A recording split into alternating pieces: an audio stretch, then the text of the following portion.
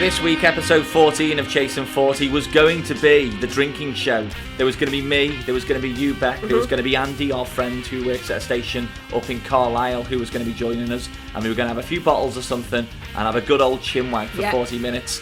Unfortunately, though, a combination of him not turning up and my ridiculously busy schedule at the moment means that we're not drinking at all. We can barely get a cup of coffee down our throats because, A, you're full of cold, you're not feeling well, and I can't even hold the damn cup because I've broke my hands. Well, I think I've broke my hand anyway. I want you to know, though, how dedicated I am, not just to you, Bec, but you, the listener of Chasing 40, because instead of doing what I should have done last night when this happened, this injury, of getting myself to the A&E or going to a walk-in centre today, I thought, no, you know what, I've got commitments, there's places I need to be, I needed to go and drop someone off, I promised to give someone a lift somewhere, so I've done that, I needed to come and record this podcast, so what I did, being a true man, a real tough guy, is I've just put some little crappy bandage on here and a little blue sports support. It's really not looking tough, I've got to be honest. I don't know, it's, no, I don't look tough, do I, at all? I look pathetic, I think that's probably the best way to describe it. If you want to check out pictures of me and my handiwork, Doogie Howser MD fixing my broken hand,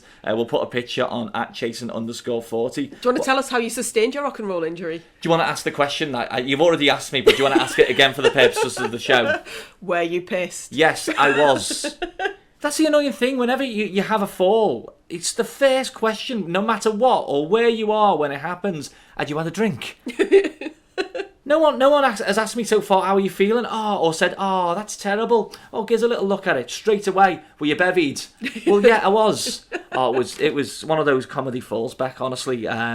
If you were there to see it, and you were asking me this morning, did anyone get it on video? Yeah. There's a possibility that someone might have this because it was one of those, it's definitely one of those, either a photo or a video of it happening, which would go viral. It would go absolutely everywhere. Is it a 250 quid job from You've Been Framed? I think it's better than that. I think this could win video of the week on You've Been Framed. I don't know if you got any more for that, if you were the main event. But basically, I don't even know whether I was dancing, you know. In fact, no, I wasn't. I was in a 70s bar, right, on Saturday night. And at this point, we were having a little bit of a boogie. We were dancing around, me, my mate, and his new girlfriend. And then my phone went, and it was a text message. And I knew there was an important call that I should have been on Saturday night, but I said I couldn't do it because I was busy. I was otherwise engaged. In a 70s nightclub. In a 70s nightclub, drinking ale. Get my priorities right, push business aside. I think you can do that. You're allowed to do that on a Saturday night. But the call that I was supposed to go on went off a cliff and didn't go very, very well. So the message was from a guy I work with saying, basically, you need to call me now. So I look at the phone and I thought I'll have to go back and make my excuses and get out. So as I'm charging back to the dance floor, I go spectacularly arse over tit. And this is, right, Saturday night, so it's 9:30 now. It's absolutely chocker. Like the sea, it parts the dance floor as I go up into the air. In my head, it was like in slow motion, it was all happening. I'm like, no. And I'm even thinking, even though it must have been like a tenth of a second before I bang hit the floor, I'm thinking, can I make this look like some sort of dance move? When I hit the floor, do I just go into a spin and do some break dancing? We're in a 70s bar, of course. That would work, but I didn't, Bec. I just lied there going, ow. Oh. And then sat up and did the typical man thing of, yeah, I'm all right. My mate's laughing his head off at me. His girlfriend's going, are you sure? No, nothing wrong with me. I've got to go now. I'll cry on the inside. Oh, I do. I don't think anyone would be that quick to actually film me because it comes out of nowhere. Like I say, I'm charging back across the dance floor and then bang. But I think definitely someone's got to have a picture of me just lying there. I hope they do. I'm going to troll social media for it. But again, to prove my dedication, I've not gone to the hospital. I've not gone to the walk-in centre. I've come here to talk to you on Chasing 40, but you're not feeling too well yourself either. No, I get I've got bad sinuses, so it's kind of, it flared up on Thursday, so the left hand side of my face just kind of erupted. It's like Elephant Man after a stroke. It was awful. Like my eye, I could barely open my left eye. My whole face was swollen. My nose hasn't stopped dripping. It's been rank, honestly. I've spent basically 3 days with tissues wedged up my nostrils. You know what would have been great if you would have called that? What's that non-emergency NHS line that you can call and they give you sort of advice? There's like a doctor on the phone, isn't there? Oh, is it 111 or something? Yeah, there's one you can call through to them. And when I've had to do that before. When they say to you, so can you just give me your symptoms? Can you tell me exactly what it is? I'd love to hear the response when you refer to yourself as, well, basically, I look like the Elephant Man after a stroke. okay, take some paracetamol. Yeah. That doesn't help. I called them once, it was a couple of years ago, and I had some like really weird infection and my tongue swelled up and I couldn't speak, so I rang that number and I was like, hello. Yeah. And they were like, It's the elephant man again. Basically, she was like, can you speak clear? I'm like, no, there's a problem. She's like, I think you need to go to the doctor. Like, thank you, I will. Take some paracetamol, you'll be okay. So yeah, it's just, honestly, I've gone through about like 5 toilet rolls and 2 boxes of tissues. It's just been so grim. It's awful. It's tiring not being able to breathe properly. Are you on your magic tablets as well? Yeah. Well, I haven't got a doctor's, have I? Because I was struck off for being healthy for 5 years. It's terrible, so now isn't this it? is my punishment. I'm just ill all the time now. And I've still not registered with the doctors. So I've got my magic supply of pills that my ex-mother-in-law bring me back from America. I was going to say, we'll have to explain this because people listening will be thinking, what the heck? Magic pills. Bec gets a former mother-in-law when she goes over to the States to get a mass, and it is a massive blooming jar of them, isn't it? Yeah, it's about 1,000 of them in it. How long will that last you? It depends how often I'm in. I've had these ones a while, but they're it's like really strong tramadol. But you can't even buy like 6 paracetamol here, can you? No. But in America, you can buy like 1,500 milligram tramadol for like 12 quid. And Bob's your uncle. If you're ever lucky to visit Bec at her bitch cave where we record the show every single week, if you've got any tiny ailment, regardless of what it is, straight away she pulls them out the cupboard and goes, do you want a tablet? This morning, straight away without fail, I've been over here with a hangover. Do you want a tablet? What are we like, eh? So we're 6 minutes into this week's show and already we've discovered you've got a prescription pill problem. They're not prescription. I'm a lunatic who falls over in 70s bar. I dodge important meetings by telling them, yeah, I really can't make that tonight. What are you doing? Oh, it's a family issue. I've got a date with a lighty up dance floor. Who could turn that down, though? Come on. But you know what? This is the annoying thing, actually. Before, one observation I did make when I was in this 70s bar. Right, the 70s bar is called Flares. Yeah. So it's got all the 70s decor. It's got the 70s dance floor, as I've just mentioned. They never play any bloody 70s music. What? It was all fucking 90s pop and stuff. You should have been quite happy then. The first song I hear when I walk in there was S Club 7, Reach for the Stars. What? Thinking, now forgive me if I'm wrong, but this wasn't out in 1978. I don't remember this going head to head with the Bee Gees, Saturday Night Fever. Can you have a word with trading standards over that? I think I must do something. But to be honest, I won't be showing my face back in there for a while. If I hadn't have fallen over and made an arse of myself, maybe I would have done, but I think we'll just call it quits for I like now. the fact you've still got your tramp stamp on your other hand as well. Yeah, do you know where that's from? Where? The Cavern. Yeah. Oh. So I went That's from not too bad. I went from the 60s to the 70s, and then I called it quits there.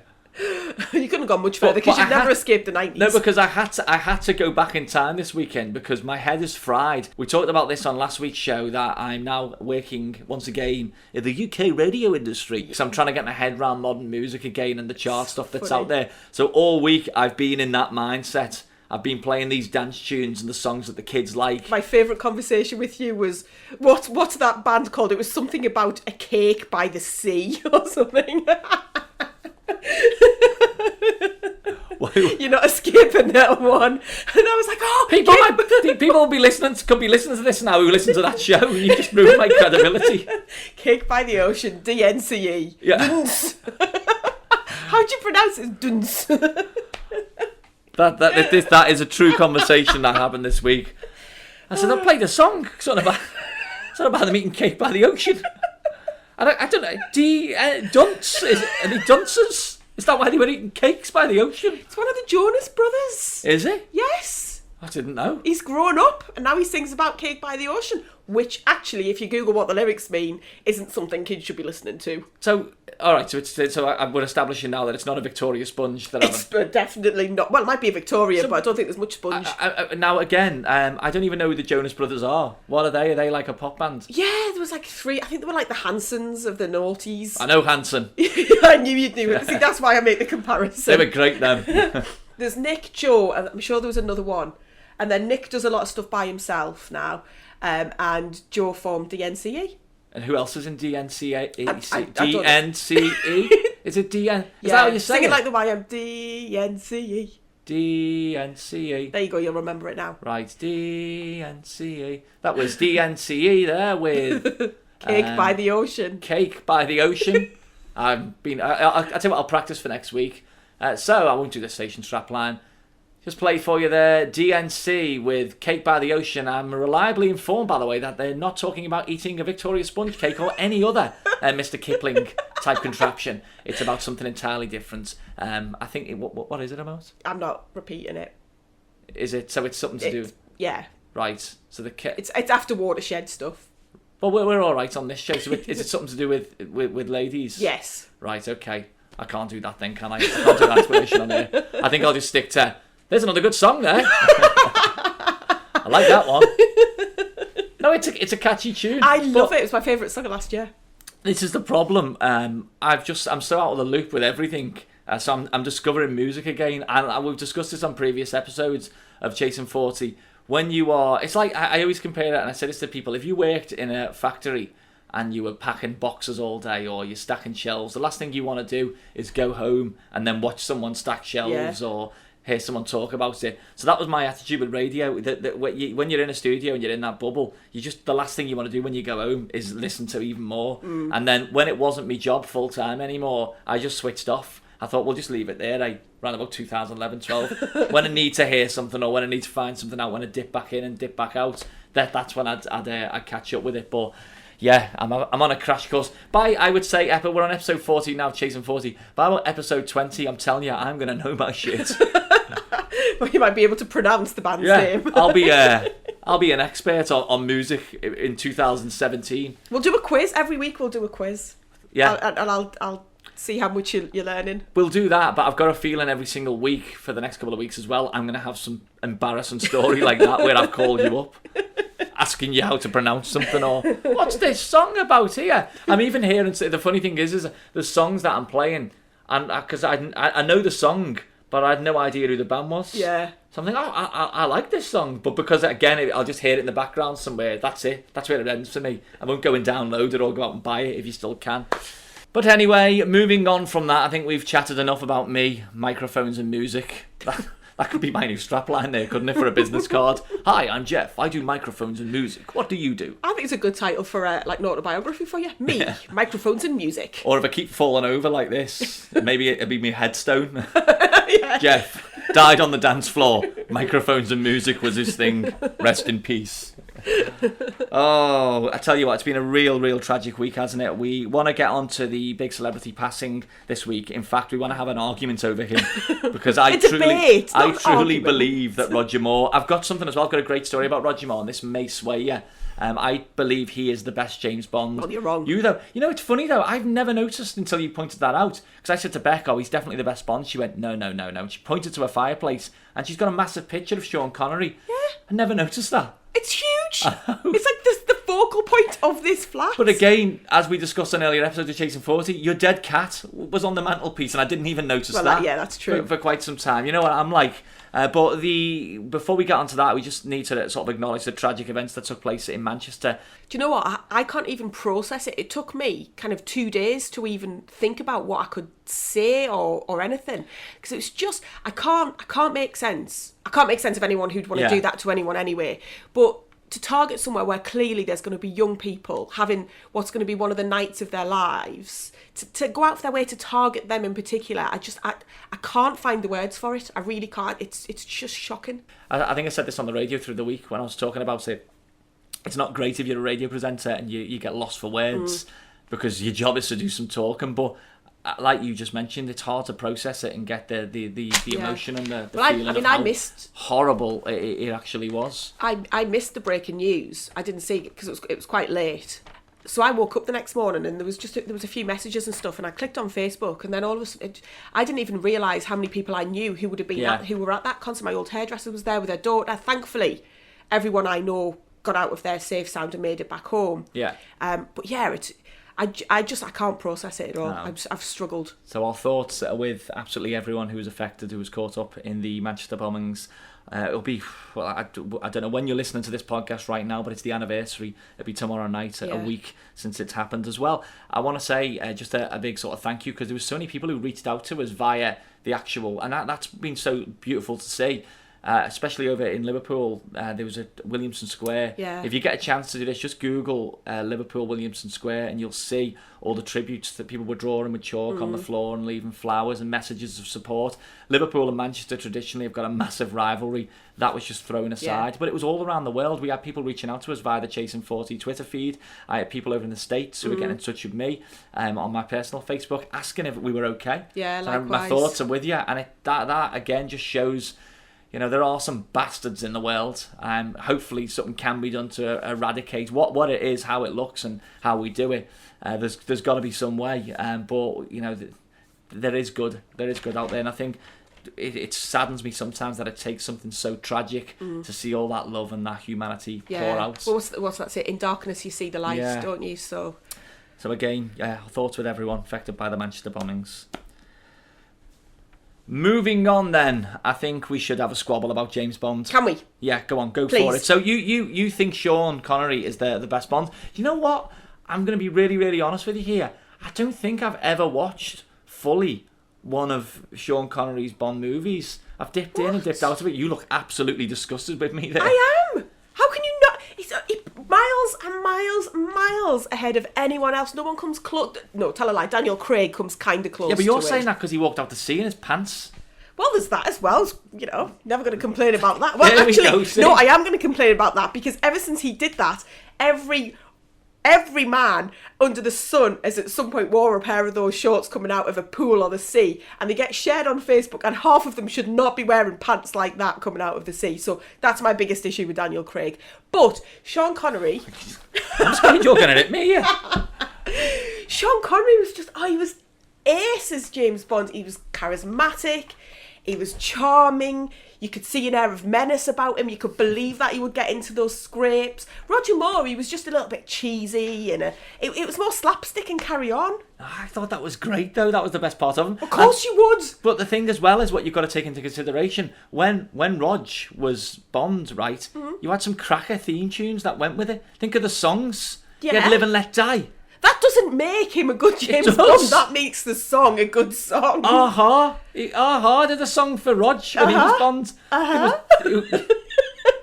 Don't mock Aha. They were great. They still are. I'm He had Bassy, didn't he? That's it. I can't think of any other ones. That does not make a good James Bond. That just makes a good James Bond theme tune. He had the he had the classic sort of car, but Rog had that one that went underwater. Yeah. Remember that one? Was that like a Lamborghini or a Ferrari? Yeah, something like that, yeah. Technology had advanced at that stage, so... Sean had a DB5. Alright, that's quite cool. Yes. But, alright, you might have me on that one there. You'll never win an argument over James Bond films with me. When I was at university, I actually did half of my best friend's course. Part of it was film studies, and it was all James Bond. I used to go to her lectures. I basically passed her degree for her. But talking about James Bond... it was based on James Bond. I don't think I stand a chance here in this debate. This might sway you. I just love him. I loved him. I thought he was absolutely fantastic. His Bond movies are the only ones... Oh, tell a lie, apart from one, the first Daniel Craig one, because I was invited to a premiere of that one. Not the one down in London, some naff regional one. So I sat through that. But other than the first Daniel Craig Bond one, it's just been the Rog ones that I've watched all the way through. I don't think I've ever been able to sit through one of the other ones. I have no words. Rog kept me interested. Do you know what? I'm going to super glue you to the settee and make you watch them all. Right, this was doing the rounds. I don't know if you saw it on Twitter. It was a guy, I was going to say a kid, but he's a grown man now. But he met Rog when he was a little lad, when he was 7 years of age in 1983, and he was a massive fan of James Bond. So I'll read you the story because it's so nice, because many, many years down the line he gets to meet him again and go over what happened.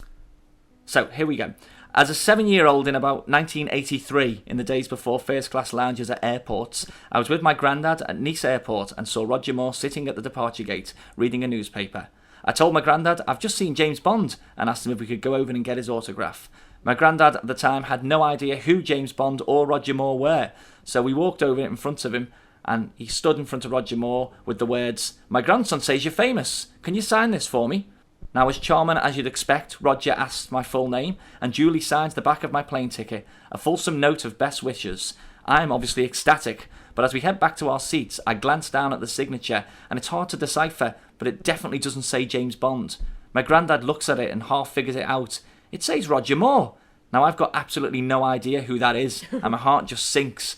I tell my granddad he's signed it wrong, and he's put someone else's name on there. So my granddad heads back to Roger Moore holding the ticket, which he's only just signed. I remember staying by our seats and my granddad saying, "He says you've signed the name wrong. He says your name's James Bond." Roger Moore quickly sort of realises what's happened and his face crinkles up with the realisation of what he's done. So he beckons me over. When I was by his knee, he leant over, looked from side to side, raised an eyebrow, and in a hushed voice said to me, "I have to sign my name as Roger Moore because otherwise Blofeld might find out I was here." He asked me not to tell anyone that I'd just seen James Bond, and he thanked me for keeping his secret. I went back to our seats, my nerves absolutely jangling with delight. My granddad asked me if he'd signed James Bond. "No," I said, I got it wrong. I was working with James Bond now. Isn't that a great story? That's the best! He's still not the best James Bond, but that's a cool story. Wait for it. Oh. Fast forward. The kid grows up. We're not in 1983 anymore. It's many, many years later. The guy has now got a full-time career. He's a screenwriter. And he gets a chance to meet Roger Moore again. Here's the story. I'll pick it up. Many, many years later, I was working as a screenwriter on a recording involving UNICEF. And Roger Moore was doing a piece to camera as an ambassador. He was completely lovely. And while the cameraman was setting up, I told him in passing the story of when I met him at Nice Airport. He was happy to hear it and had a chuckle and said, "Well, I don't remember it, but I'm glad you got to meet James Bond." So that was lovely. And then he did something so brilliant. After the filming had finished, he walked past me in the corridor, heading out to his car. But as he got level, he paused, looked both ways, raised an eyebrow, and in a hushed voice said, "Of course I remember our meeting in Nice, but I didn't say anything in there because those cameramen, any of them, could be working for Blofeld." I was absolutely delighted at 30, as I had been at 7. What a man, what a tremendous man. How good is that? Oh, do you know what? That is brilliant. What a guy. So has it changed your mind at all hearing that story? Well, no, because that's just a man, isn't it? That's not James Bond. And as James Bonds go, Sean Connery's the dude. If that had happened to you, you would quickly change your mind. You'd be in the Roger Moore camp. But very, very sad him passing away, and it's with obviously all the tragic events that happened in Manchester, rightly so, obviously. But he's not really got that much coverage. It's sort of gone under the radar, really, hasn't it, with Roger Moore? But my favourite Bond, Bec doesn't agree. Moving away then from James Bond for now, how's the meditation going this week? Because was this week one of you attempting your meditation? Yes. Can you not tell what a picture of calm and zen-like brilliance I am? No. No, it's not working. Why is it again you've taken up medication? We've already discussed that. Sorry, I'll just tick that off the list. Medication. Bec's pills, done. Meditation, not medication. Meditation follows the medication. No, I'm a bit extreme. So my brain is either in like overdrive or it just can't be bothered to do anything. Yeah. So I have a friend who's a therapist. I have a therapist. Yeah. And apparently I'm quite prone to over-dramatising situations. Yeah. So, I'll see a spider in the bathroom and freak out because naturally it's going to kind of climb in through my ear and eat my brain. Yeah. So I thought, well, if I try and calm my inner chimp, the Chimp Paradox book? Yeah. If I try and calm Boris, who's my inner chimp... Is that what you've called him? Yeah. Boris, he's a bit raggy. So I'm trying to control him and give him a little banana and just soothe him so I can be a little bit more on the level. Well, this book that Bec's talking about, this is something that I actually use, this Chimp Paradox thing. It's a really, really interesting read. It's by a guy called, I think, Dr. Steve Peters. But basically, he's got this whole theory that we have this inner chimp, which when things go wrong, the chimp, if you let the chimp get out of control, that's it. Shit hits the fan. Yeah. It's basically the technical term for it. So it's all about controlling the inner chimp and keeping him calm, and then moving to, is it like the computer side of your brain? Yeah. There's all sorts of sections of your brain. It's how to sort of operate that and get the best out of yourself and others around you. I think a lot of people use it in a management capacity as well, don't they? But I didn't know there was because there's only bits and bobs I've read of it. I didn't know there was an aspect where he's saying do some meditation. But it's not really, it doesn't kind of touch on that, but it's just, and I let Boris run mad. Yeah. So I thought if anything I can do to kind of bring it down a level and get, like I say, give him a banana and let him chill a bit. I'm trying not to let Boris ruin my life, but it doesn't work because as soon as I try, Boris is there just going, what do you think you're doing? What do you think you're doing? How are you doing it? Have you got like a DVD from the Dalai Lama? Or... No, well, Hello, Bec. I just thought I'd try it myself first and lit a candle and stared at it. And then I was like, what if the candle sets fire to something if I go off in a trance and my flat burns down? I thought that was neurotic. My God. So I was then recommended this app, Headspace. And you have to pay for it, but you get 10 days free. Yeah. And it's 10 minutes a day. And the guy's really cool, apart from the fact his name's Andy, which he should never have introduced himself as Andy, because now I just see my ex-husband trying to get into my head and control me. I have many issues in life. So yeah, it's kind of 10 minutes for 10 days free, basically. So you've been doing that? I've been trying to do that. Why don't you go to a centre or go to some classes? Because there's so many kicking around, you know. And well, there's a Buddhist centre around the corner, and I have thought about it because you can just kind of dip in and out. You don't have to like sign up for a huge course. But if I can't still my mind for 10 minutes, I'm going to get kicked out. No, I'll be sent to the headmaster's office. Honestly, I think you'd be okay, because I have many a times over the years attempted to get into the meditation thing. Transcendental meditation. I think that was the Maharishi guy from the Beatles. That first got into my mind. I thought, well, the Beatles did it in Bangor in the 60s. I need to start doing that. So as a kid, I'd try and sort of do it, but I just couldn't. Same as you, my mind just wanders. Then a few years ago, I went out and bought myself a book, which had the DVD, which come with it. The Dalai Lama did a little speech at the start, and then there was all these meditation techniques and these various sort of talks and motivational things from this Buddhist guy. Still didn't work no matter what I did. So a while ago, it was this year actually, I signed up and went to a class over in Liverpool. Now I'm not going to say the name of the organisation, but I went there and I was, like you, I was thinking, oh, this is my last roll of the dice. Is it going to work? Am I going to be able to concentrate? And honestly, Bec, after an hour, I came out of there. I'd done 2 meditations. I felt like $1,000,000. An hour? Yeah. It wasn't a solid hour of meditation. There was 2 separate meditations, and in between there were speeches, and they had a theme to it. And that week when I went, it was the loving mind. So it was really good to put a lot of things into perspective, and I was dead stressed at the time, and it really helped me out. But as you know me, and you've known me for a long time, I then just get obsessed with things and want to take it to another level. So I couldn't wait until the next Tuesday. I wanted to go the next day, and I wanted to do it the day after that, and the day after that. So I went back and I started reading up about it online, and then I started reading a bit more. Then I started finding every single article about this organisation, and then I stumbled across one article where someone referred to it as a cult, and that was it. I've never been back since. So I thought, this will be just my blooming luck, won't it? Just one article though, out of thousands. Cult-like tendencies. There was an accusation of them having. So I thought, here we go. This will be. I finally find someone who makes me and helps me meditate. And the feckin' David Koresh type people. Next thing I know, I'll be in Texas in a burning house. No, I'm telling you, you need to just have another go at it. And if it doesn't work, get yourself down to one of them centres. But what do you do? How do you sit, by the way, when you're doing it? I sit on the settee, in the corner of the settee. Right. Do you cross your legs at all? Yeah. But I don't think I should, because he keeps saying on Headspace that feel the connection between the floor and your feet. And I'm like, well, I can't, because I've got my feet up, because I'm comfy with my legs crossed. When I first started trying to do it via a book, that was what I was doing. I had my legs crossed and I was sat there and I was doing like a ridiculous pose. With your thumb and your middle finger together. But the one I was doing when I went to that centre was we were just sat, it was just a normal seat, I was sat there, I'm sure it was palms up. And then close your eyes, and the girl who was leading it, the monk, she just did this little speech, and she was talking about how relaxed you are and the loving mind, and you just drift off. And honestly, it was unbelievable when I eventually did it. Really? But I think I think you need someone to show you it, as weird as it sounds. You can't just do it. Well, this guy's trying to talk me through it. It's Palms the same up. kind of thing, isn't it? There we go. I'm drifting now. Where's your happy space, Jeff? I'm going into the loving mind. Hang on. Wait there, the mind's drifting. I'm back in the 70s bar. My phone has just gone off.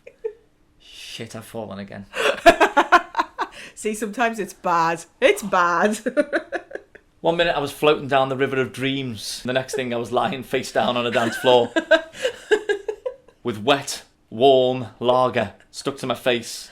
Surprised I could get up, to be honest, going back to that thing, switching from meditation to being flat out on the 70s dance floor. Because it's one of those, you know, when you go in a pub and it's sticky and you can barely move because it's like they just don't clean it. I'm surprised, like, once I went down, they didn't have to peel me off the floor. Oh, you could have got up completely hair-free. Yeah. Well, I'm going on holiday in a few weeks' time, so no need to shave me back. I can just take my shirt off and lie down in flares.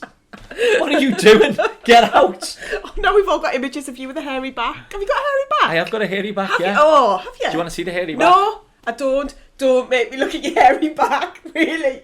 Oh, I'm going to look. I don't want to look. Oh, wow. Isn't it? It's Richard Keys type proportions, isn't it? They're like sideburns. Yeah, but it's weird. That's why I have to shave it. Or Why roll are they round there? on a Why dance is it floor. there? I don't know. That's just like two patches. It's like you've got angel wings. I'm not putting a picture of that on at Chasing_40. God, please don't. No, but that's Bec. What Bec has just described there is probably a good way to sum it up. On the back, there's two sections of hair, and they do resemble two pathetic little wings. Yeah. Can I wax them for you? No, you can't. This is getting weird. Not in some kind of weird kinky thing. I'm just as a friend helping you out. I don't want people to point and laugh when you're on holiday. No, I'll get it shaved. What a weird end to this week's show. Anyway, have yourself a great week, whatever you have to. Remember, if you want to check out some previous episodes of Chasing 40, you can do quite a lot now already in the archive. You can go onto iTunes, you can click to subscribe, it'll download every fresh new episode every single week, and you can download all the previous ones. You can even leave us a review if you want. Also on YouTube, you'll find us on channel 29, loads of content on there, and also on SoundCloud. If you just type in Chasing 40, you'll find us and you can subscribe there. So many ways, so many different platforms to listen to us. Whatever you get up to, have a good one, and we'll see you next time.